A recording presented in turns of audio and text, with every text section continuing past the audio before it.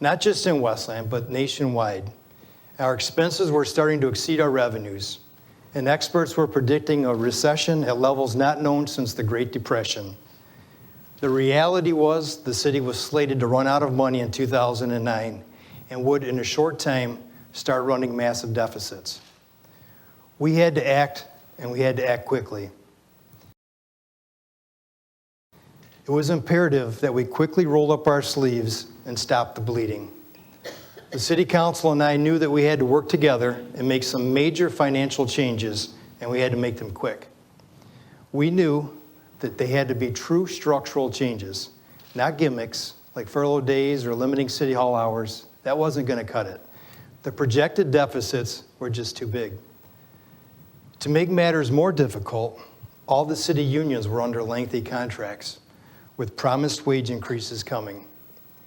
We knew that we needed our unions to postpone these scheduled pay raises and start contributing their health care premiums and pensions to lessen the city's burden. And we knew that we had to downsize our workforce to bring our expenses in line with the new revenues.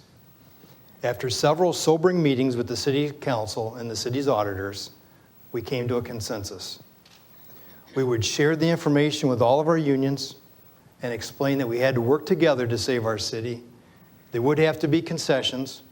We would try to avoid massive layoffs and limit cuts to services to the best of our ability. And we would share the sacrifice. I believe leadership starts at the top. And before I could ask our unions to consider concessions, I needed to start with my own administration. I cut a third of my appointees, and my staff and I were the first to start contributing 20% towards our health care premiums and 5% towards our pensions. Department head car allowances were eliminated as well. This translated into a savings of over $1 million a year. And we agreed, after 10 layoffs, to offer employee buyouts citywide, utilizing language that was already in all the union contracts, to compassionately downsize our workforce while still honoring collective bargaining agreements and minimizing cuts to city services.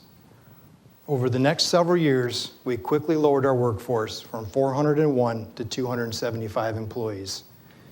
In return, we negotiated reduced staffing levels, pay and hiring freezes, 20% contributions towards health care, 5% pension contributions, and a cost-effective second tier for new hires with, among other savings, lower wages, no retirement health care, and 401ks for several of our groups, including future mayors and city clerks.